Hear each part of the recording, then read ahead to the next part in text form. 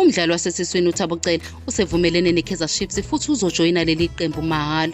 Lo mdlalo ona-28 utholakale ngemuva kokuthi iqembu lakhe le-Russian Premier League i-FC Vakele liqinisekisile ngeledlule ukuthi izinhlangothi zombili zivumile ukuqeda inkontileka yakhe ukuze uCele abuyele ekhaya ngenxa yezizathu zomndeni. I-FC Vakele iphinde yaveza ukuthi uCele wamukelekile ukuthi ahambe kodwa angajoyina iqembu laseNingizimu Afrika kuphela. Lokhu kuvulela iKaizer Chiefs intuba osekuphela iminyaka imthanda uCele kodwa yaphuthwa intuba yokumsayinisa. Yize uCele encamela ukuyodlala phesheya kwezilwandle kodwa imibandela ebekwe i-FC Vakele isho ukuthi unenketho eyodwa kuphela kuze kube nguJuni ngokwezivumelwano.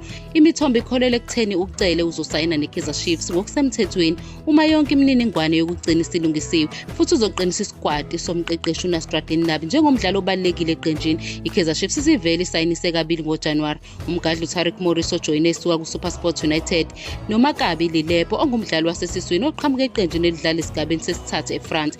Imibiko ithi iKaizer Chiefs yakhokha u9.6 million ngoLilepo. Manje uCele usezokwengeza isipiliyoni esibalulekile esikwadini sayo.